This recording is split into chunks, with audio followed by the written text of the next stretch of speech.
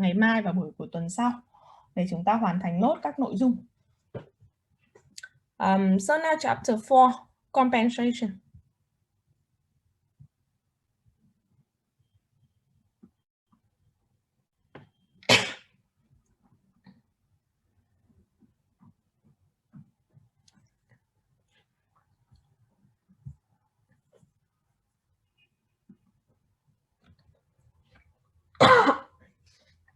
So, did you see the slide on the screen? Yes. Okay. So last week we already learned the main contents of chapter 3 about training and development. Tuần trước thì các bạn đã nghiên cứu xong nội dung của chương 3 về đào tạo và phát triển nhân lực. So in chapter 3, I want to remind you some really important and main points of chapter 3. You should remember the definitions, of course, the definitions of training and development. And so that you can distinguish, you can compare between the training and development. You show the similar point and the different point between training and development. Điểm đầu tiên, các bạn cần phải nắm được cho cô về khái niệm, đúng không ạ? Khái niệm của đào tạo này, phát triển nhân lực này. Các bạn có thể phân biệt được những cái điểm giống và điểm khác nhau giữa hai khái niệm này. Cô giáo đã nói rất là kỹ trong buổi trước rồi. Secondly, you can explain the important role of training and development. The important role of training and development, so that you can look at the important role of training and development for employees and for organization as well. For employees who involved in the training program and also for organization. And you remember about the main staff in training process. So last week, I already explained for you, some students said that there are 5 main staff. Some students said that there are 7 main staff. And I told you 4 main staff. So the important point is not 4 or 5 or 7. The important is the contents you show in each staff. And you can remember that in training process, we will start by identify the training needs. Cái tiến trình hay là quá trình, quy trình đào tạo phát triển nhân lực ạ. Thì sẽ bắt đầu đầu tiên đó là xác định nhu cầu đào tạo. We will start by training needs, by identify the training needs or by assess training needs. Xác định nhu cầu đào tạo. By doing the organization analysis, task analysis, and personal analysis. Thông qua việc đánh giá doanh nghiệp này, phân tích doanh nghiệp này, phân tích công việc này và phân tích cá nhân nữa để xác định nhu cầu đào tạo. And then after that, we design the training program. Sau đó thì chúng ta thiết kế chương trình đào tạo. We design the training program. After that, we design the training program.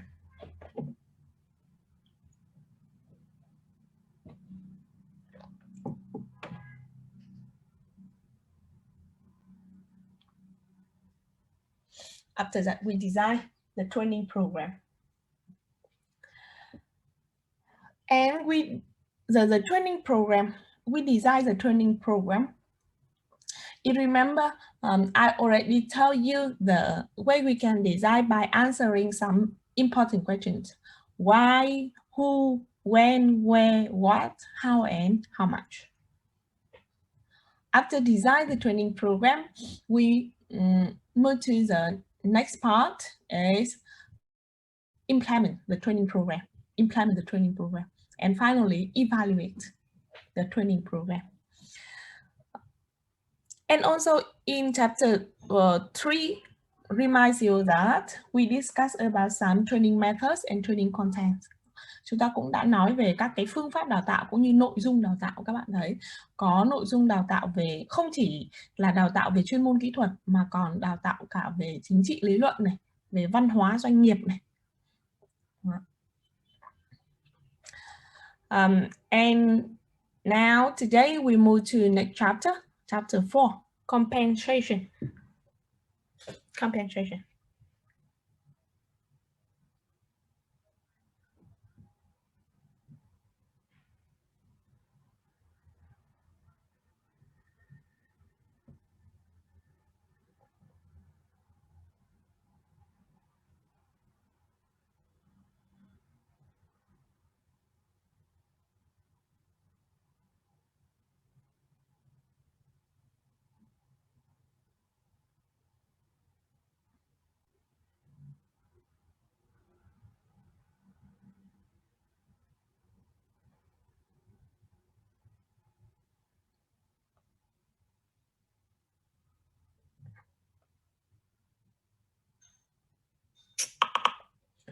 Chapter 4, compensation system.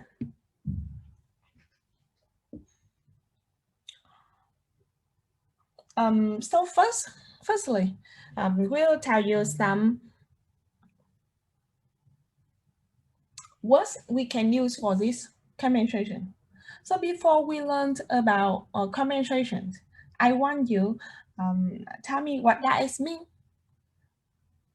Đầu tiên là từ compensation á, từ này cô nghĩ chắc là quen thuộc với các em. Từ này compensation nghĩa là gì ạ? Em đang không biết nghĩa, đang hơi quên nghĩa rồi, không biết.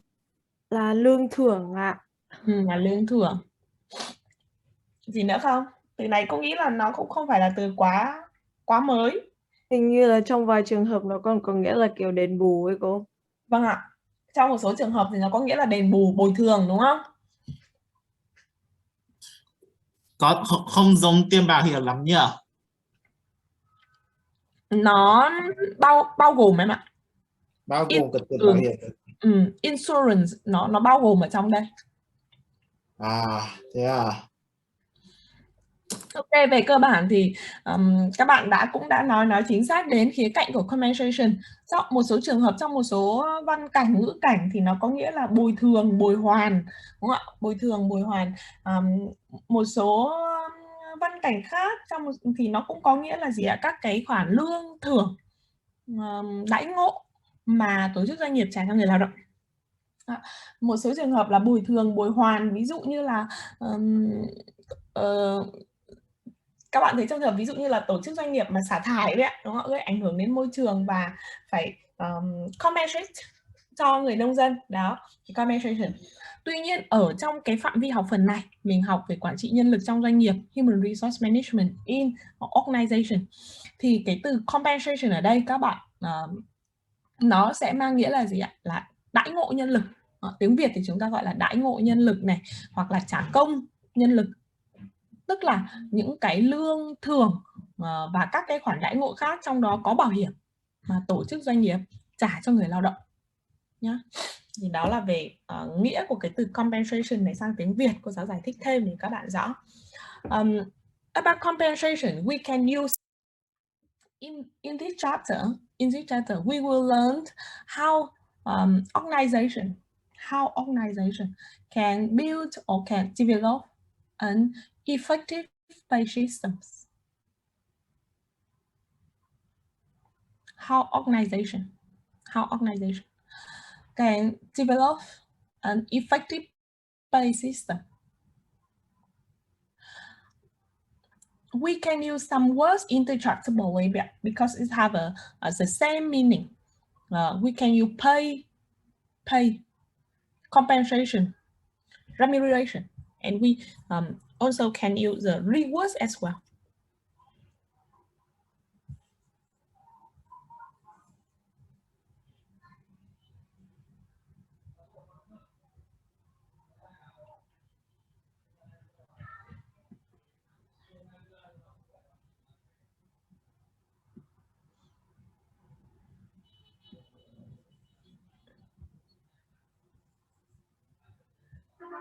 We also can use rewards.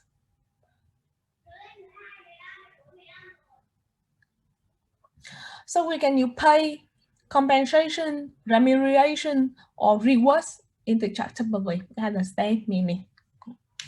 Trong tiếng Anh thì các bạn khi nói đến compensation thì ngoài ra chúng ta còn một số những cái cụm, một số những cái từ nữa mà nó có cùng nghĩa các em có thể sử dụng như là pay này, pay, remuneration này, rewards and compensation. And in this chapter, we will learn how to develop, how to build an effective pay system for organization.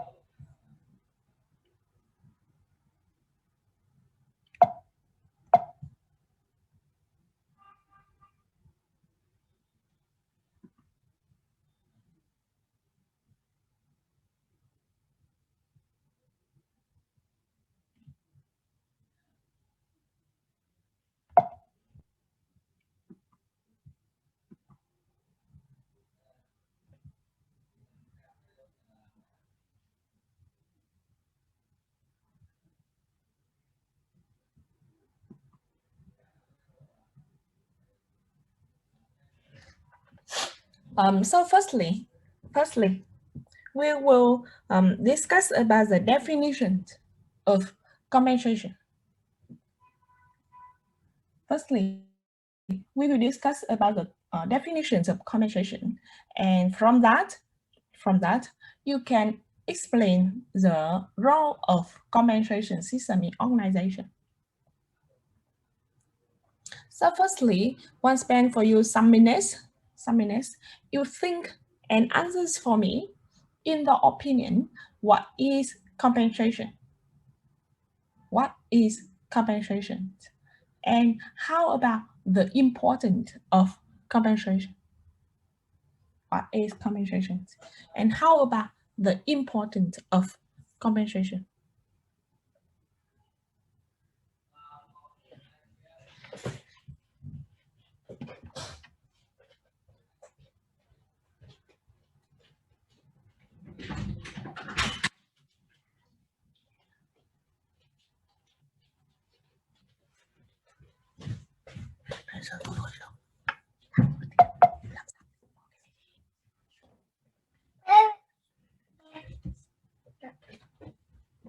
Mẹ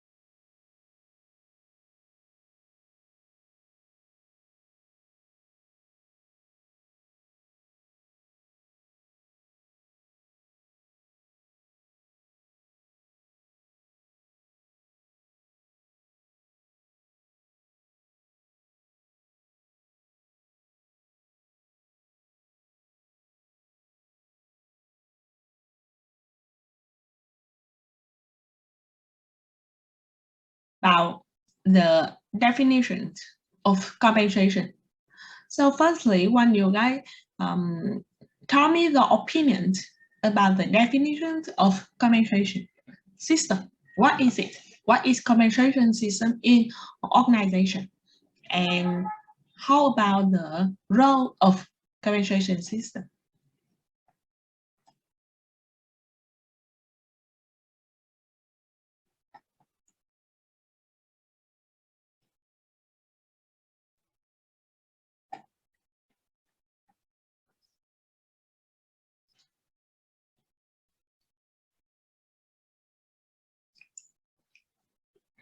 Đinh Thảo Uyên, please. Có em ạ. Yes. Answer the question.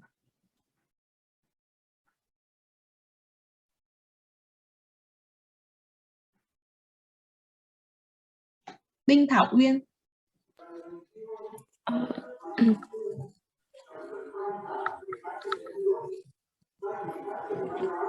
You hear the question?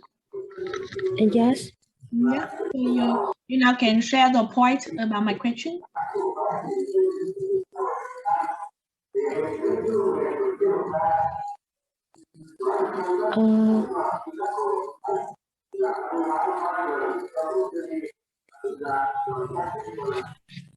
Bên ngoài đã có chuyện gì mà ồn vậy? Thảo Uyên.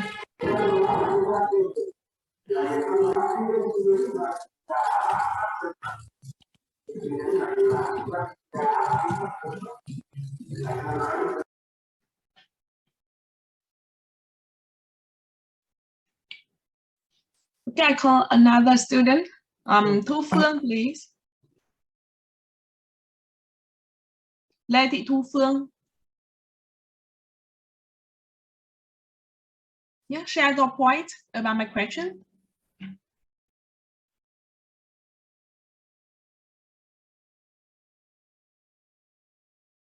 Yes.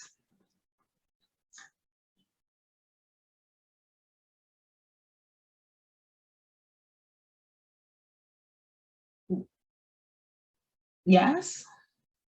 So you mean that compensation includes all kinds of benefits, salary, bonus, commission that organization give for the workers, right?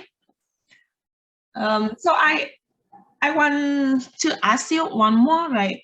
Why organization or why company give the salary, the bonus, and other kinds of benefits for workers?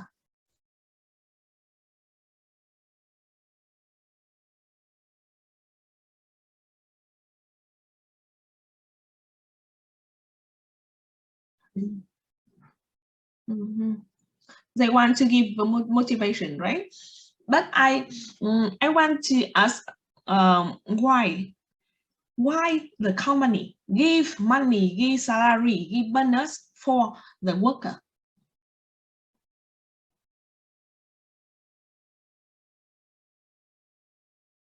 Increase the productive, yes.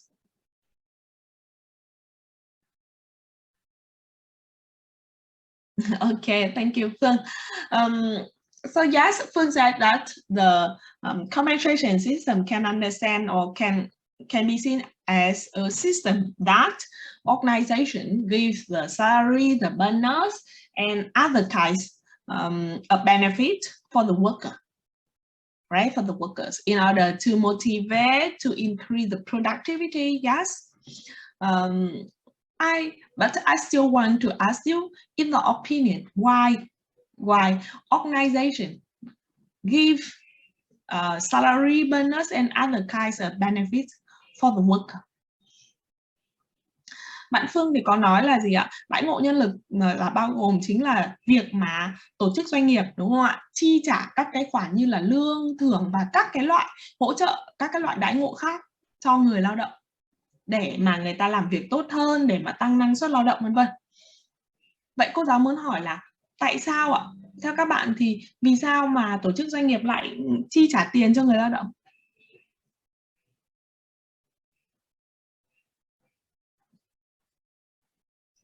Lý do cho cái việc mà tôi chi trả tiền cho người lao động ạ?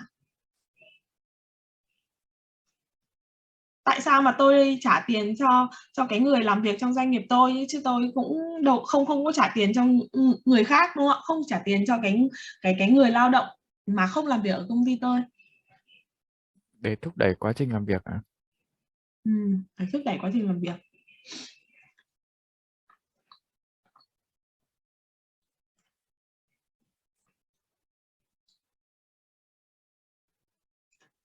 Khi mà người lao động làm việc trong doanh nghiệp ấy, thì họ sẽ bỏ sức lao động, đúng không các em? Bỏ sức lao động ra để làm việc, để thực hiện các nhiệm vụ, các công việc và để đạt được kết quả công việc.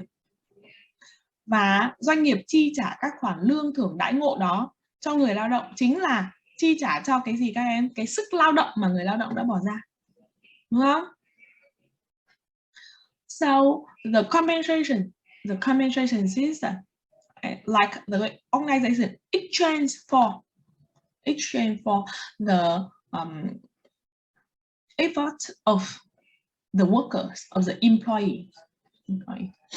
So you can see that the compensation system is the way organization exchange for the labor effort for the employees, and it includes the salary, the bonus, and other kinds of benefits that organization give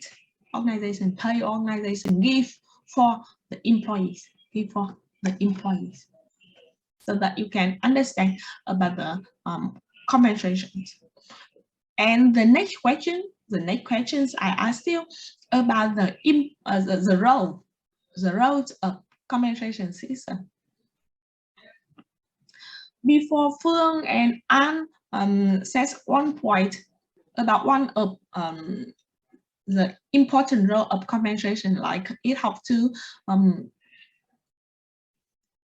it helps to motivate the employees, and so that they can work with high level of productivities. How about others? Idea? Can you think and share with me your point about the important role, the role of compensation system? We firstly can confirm together that compensation play an important role. Rõ ràng là chúng ta thấy là cái việc đãi ngộ cho người lao động trong doanh nghiệp là rất quan trọng rồi. Vậy thì nó quan trọng như thế nào? Can you tell me the important role of compensation system?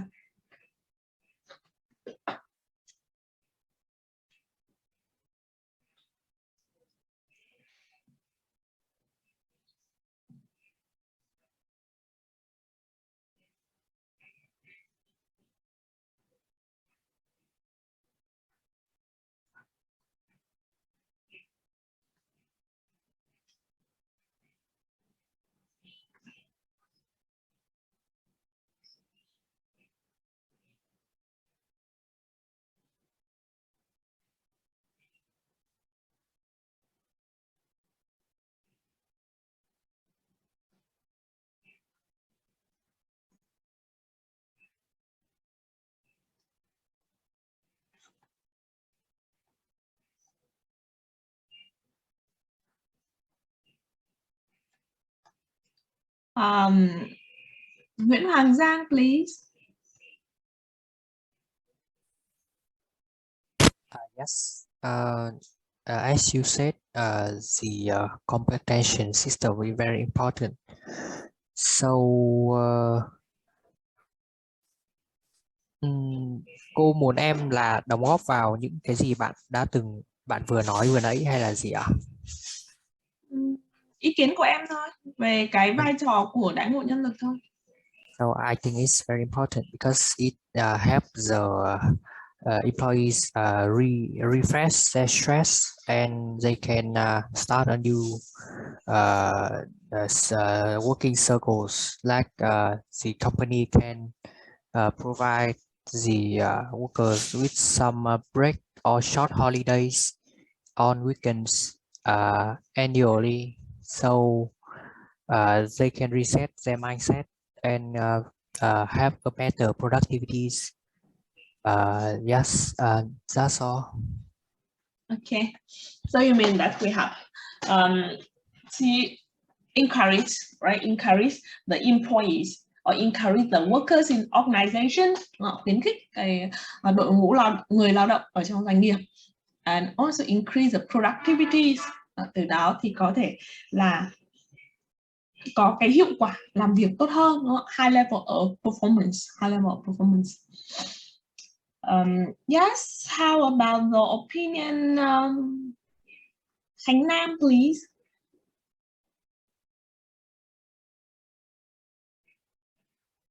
Yes, I'm here.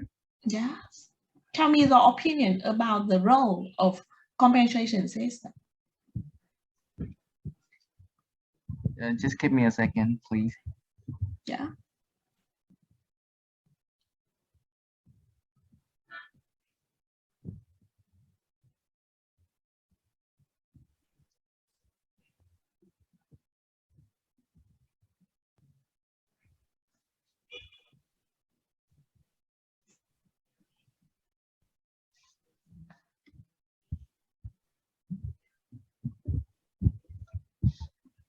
Em nói bằng tiếng Việt được không ạ? Try to speak English. Yes.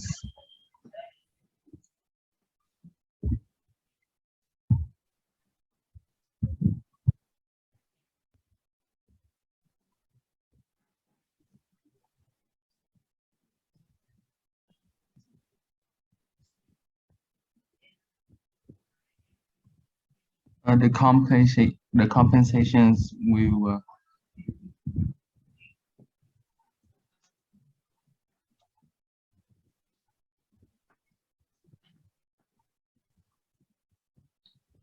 identify the insurer for damage.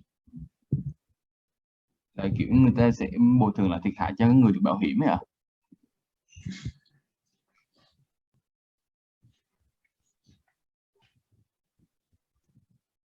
Anything else?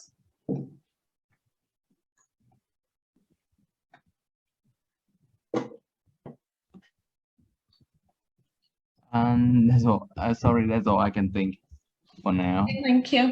Yes.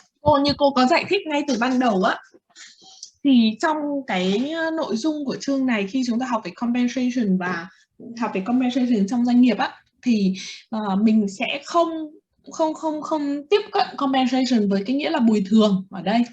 Bởi vì trong tiếng Việt ấy thì các bạn mà hiểu bồi thường có nghĩa là phải gây ra một cái thiệt hại gì đó thì tôi bồi thường, đúng không ạ? Ở đây thì trong cái phạm vi của học phần này và trong cái phạm vi mà chúng ta học trong quản trị nhân lực ấy, thì đây không phải là bồi thường, mà là gì ạ? Người lao động, như cô giáo giải thích, là gì ạ? Người lao động bỏ sức lao động ra để làm việc và doanh nghiệp trao đổi cái sức lao động đó bằng việc là chi trả các khoản lương thưởng đãi ngộ, exchange, sự trao đổi.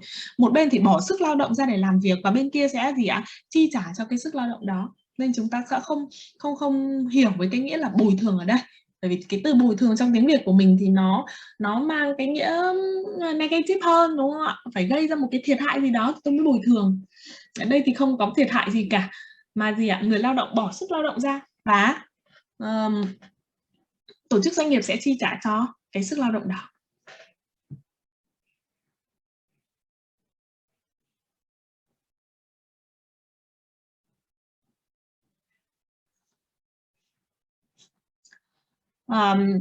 Trịnh Quang Thành, please.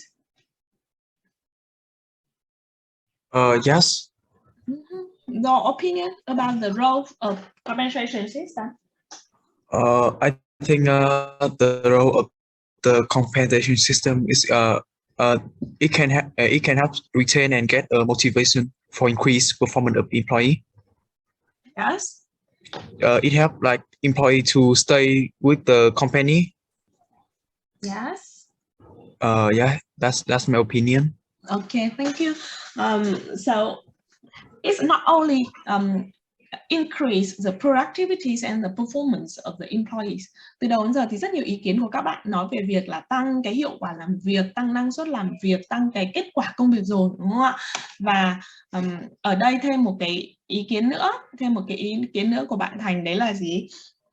Maintain the employees or increase the engagement of the employees in organization. Từ đó thì chúng ta cũng có thể tăng cái mức độ gắn kết, kết nối và giữ chân người lao động ở trong doanh nghiệp. Okay, any other ideas? So yes, you already explained about some really important points of compensation system, like increase the productivities, the performance of the employees. And also we can maintain the employee, keep them continue to work in organization. So we, the employees to move to other company, other organizations. Any other point about the important role of compensation system?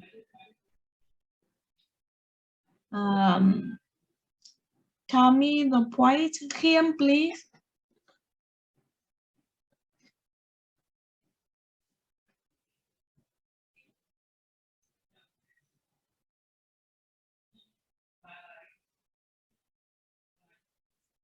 Kim.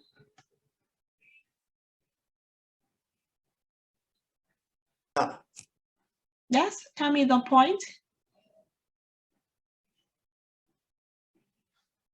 What point? The role of compensation system in organization. Chúng ta đang nói về cái vai trò của đãi ngộ nhân lực trong doanh nghiệp. Ý kiến của em về cái vai trò của đãi ngộ nhân lực trong doanh nghiệp. The role of compensation system.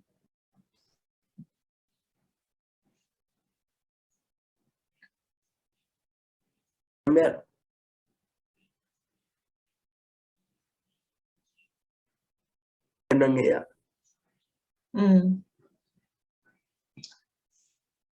Kim Ngân, please. Yes. How about the opinion?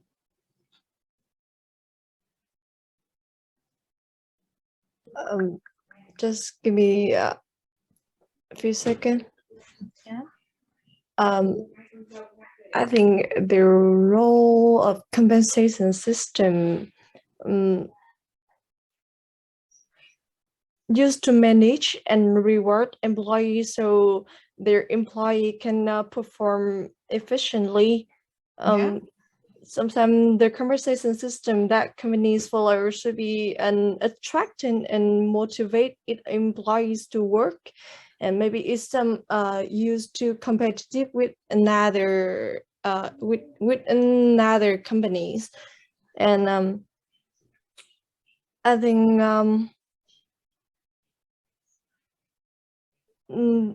the system also ensure that the turnover rate remains low and the employees remain motivated.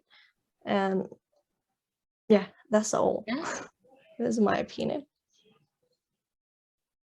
Okay, thank you. So from the point of view, we can see that the compensation system play an important role, right? Firstly, we can confirm together that compensation play an important role, and compensation system can be seen as a powerful tool, là một cái công cụ rất là quan trọng, có hiệu quả, đúng không ạ? Powerful tool for organization to meet the goal, because you see if organization have a good and have a high compensation system, it helps the employee feel satisfactory, have to motivate the employees and have the employee work with high level of performance. And from that can help organization meet the goals, meet the objective, meet the goals, meet the objective. And secondly, you can see that the compensation system has a large impact on the attitudes and the behavior of the employees. Of course, you see, if organization give high salary, give good benefits for the employees, so the employee feel satisfactory. Người lao động sẽ cảm thấy hài lòng. So they might have the good attitudes and behavior in working. Otherwise, if organization gives not really good, sorry bonus, they feel unsatisfactory. Nếu mà tổ chức doanh nghiệp làm sao ạ? Chi trả một cái khoản lương thưởng mà không tương xứng, thấp, không tương xứng, thì người lao động sẽ có thể dẫn đến là cái gì? Bad attitudes, một cái thái độ và cái hành vi làm việc không tốt, trong rồi thậm chí là sao ạ? Rời đi, tìm những cái cơ hội mới, việc làm mới. So the compensation system has a large impact on the employee attitudes and behavior. And another important point, want to remind you that compensation have to remain the workforce organization. Lúc rồi bạn Thành có đưa ra cái ý kiến là cái đãi ngộ đó còn giúp cho việc là gì ạ? Duy trì cái lực lượng lao động, đúng không ạ?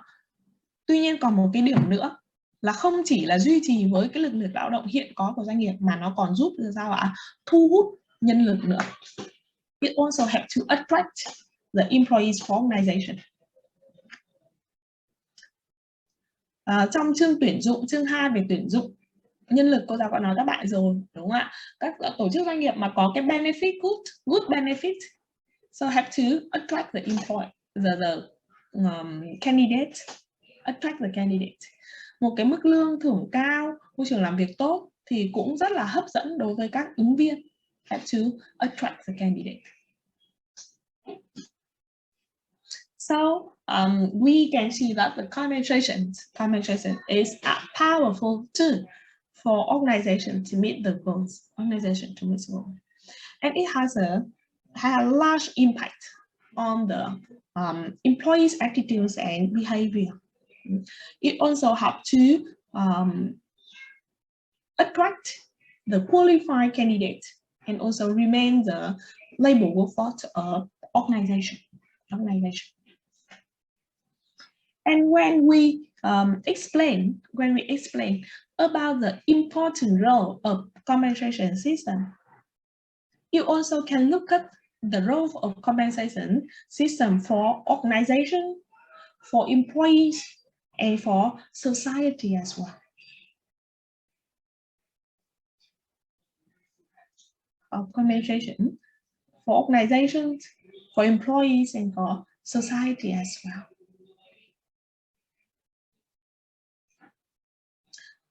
As I said you before, for organization, you have to attract and retain the employees. Have to build the productivity labor workforce. And also have to improve the relationships between employers and employees. Phần này thì giúp các em tổng hợp lại các ý mà chúng ta đã phân tích lúc trước thôi ạ. And for employees or for the workers in organization, it helps to maintain the productivities.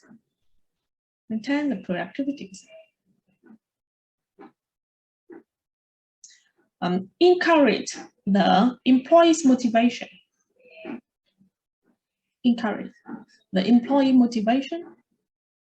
And the innovation of the employee as well.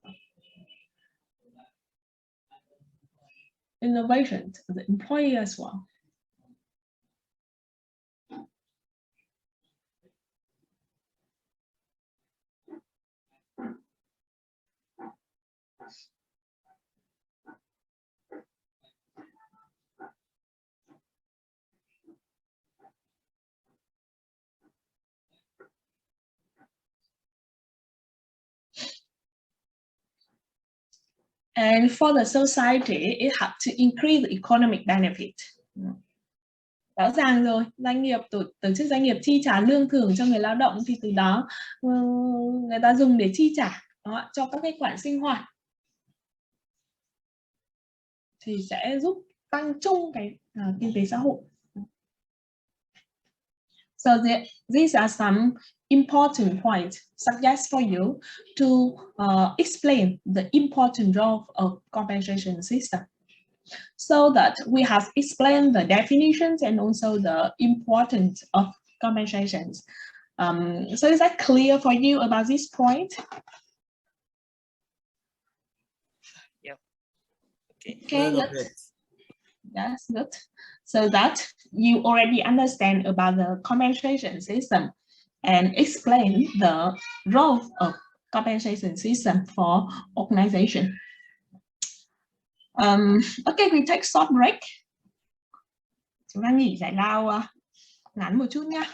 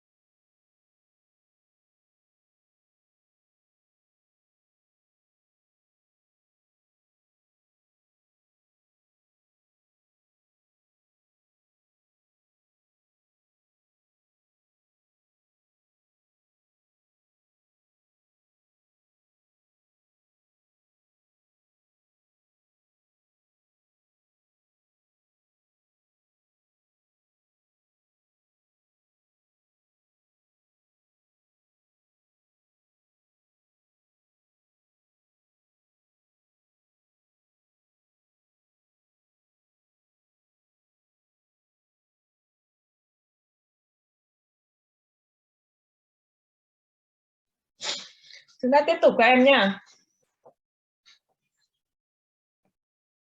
Đó.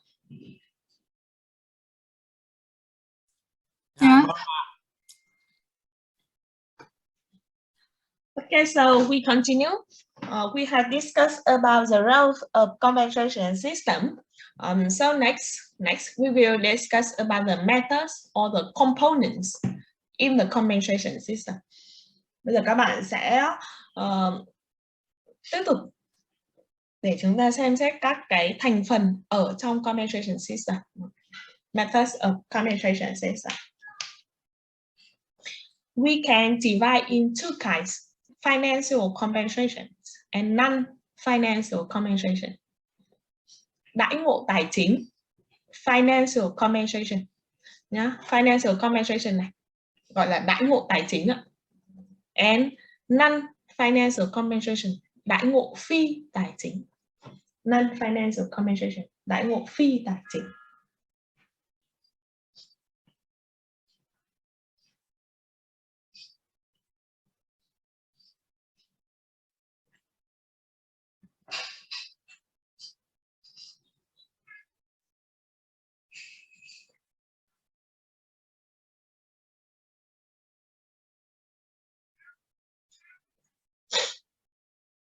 Financial compensation, đãi ngộ tài chính. It means that we give a direct monetary for employees. Chúng ta sẽ chi trả bằng tiền mặt cho người lao động.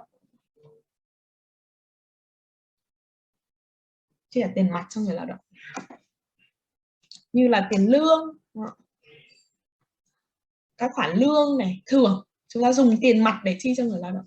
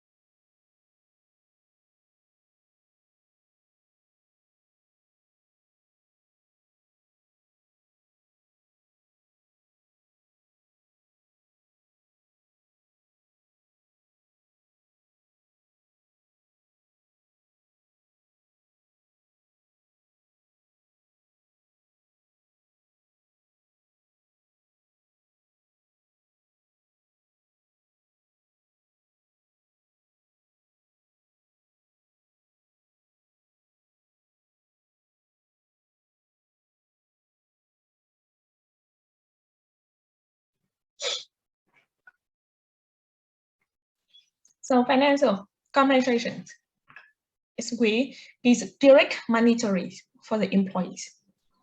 The direct monetary for the employees. And non-financial compensation. Non-financial compensation. Đãi ngộ phi tài chính. Non-financial compensation, đãi ngộ phi tài chính. It means we give the indirect monetary for the employees. Indirect monetary for employees. Tức là những cái đãi ngộ, những cái lợi ích mà chúng ta trả cho người lao động nhưng mà không phải trực tiếp bằng tiền. Cô giáo lấy ví dụ như là gì?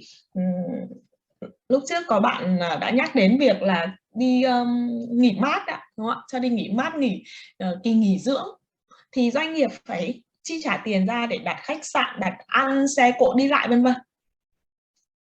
Và đó là hoạt động dành cho người lao động, đúng không ạ? Mà chúng ta không đưa tiền trực tiếp cho người lao động, mà chúng ta dùng tiền để chi trả cho cái hoạt động đó, thì gọi là non-financial compensation. Non-financial compensation.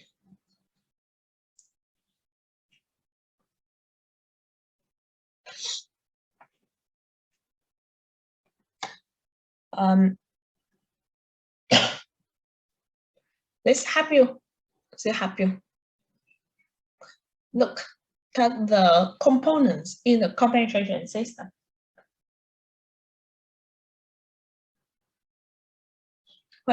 In the compensation system, we have a direct and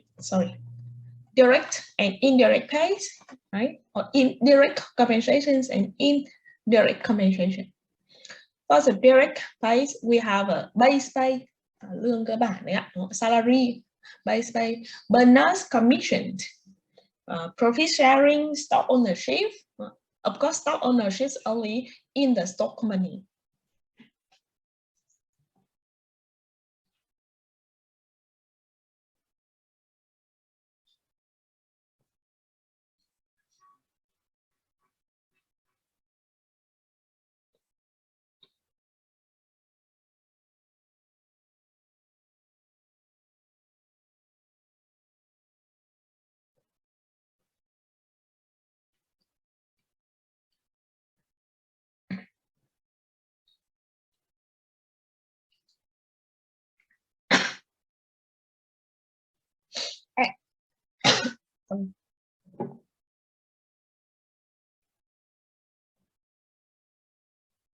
And indirect pay. Một số những cái khoản benefits khác như các cô đã thấy các bạn cũng kể ra rồi, như là insurance, bảo hiểm. Các bạn biết những loại bảo hiểm nào mà tổ chức doanh nghiệp đóng cho người lao động? Insurance, các bạn biết những cái loại bảo hiểm nào?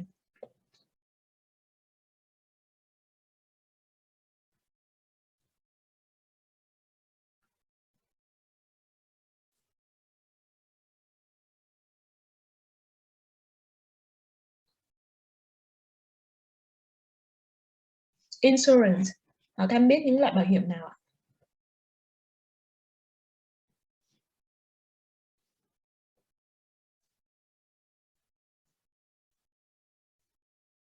Nghe thấy câu hỏi không?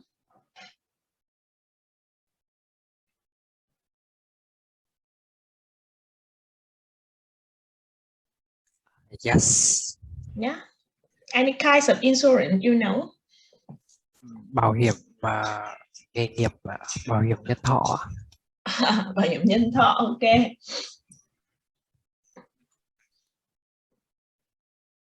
Gì nữa ạ?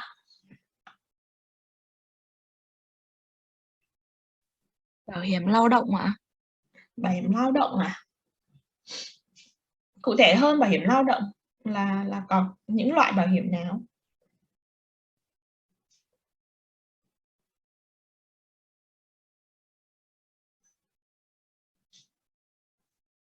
Kể tên những cái loại bảo hiểm mà các bạn đã nghe, đã biết.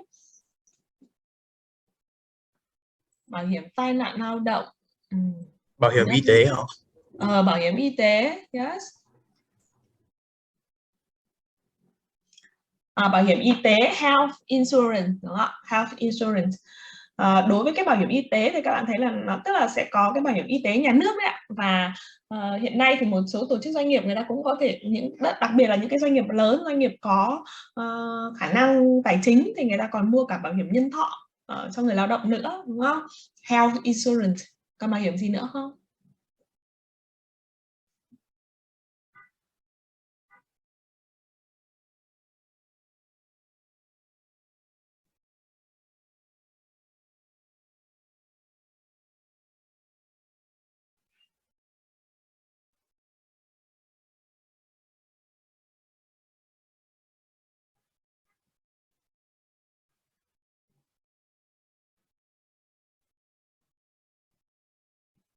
Còn gì nữa không ạ?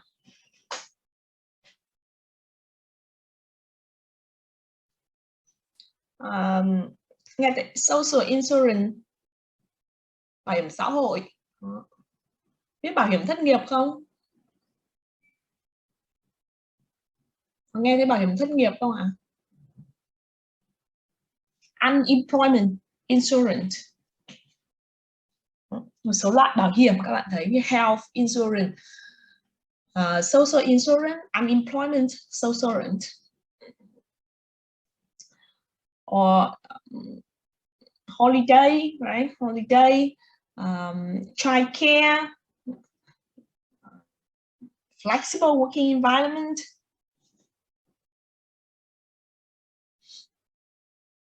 Đó là một số những cái components included in the compensation.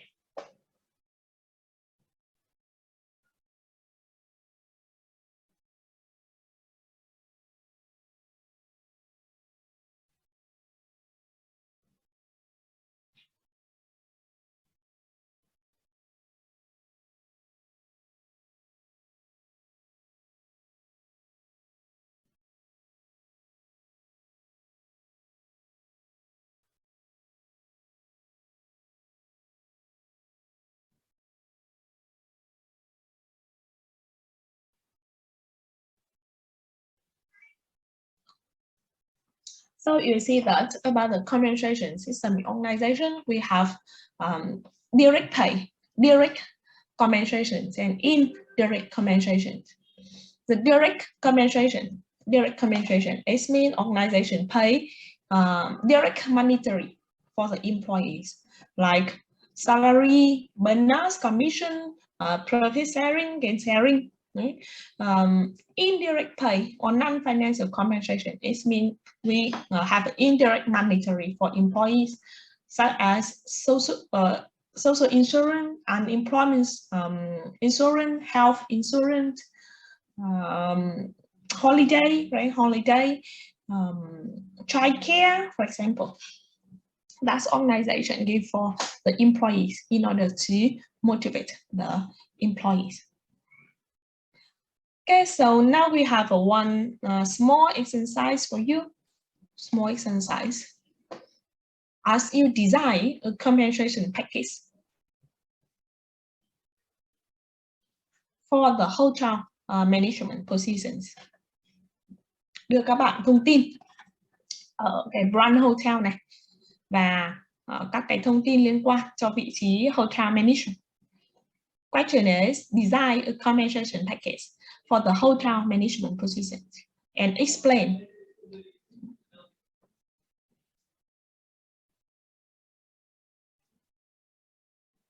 Tức là các bạn sẽ làm đọc và làm bài tập này ạ.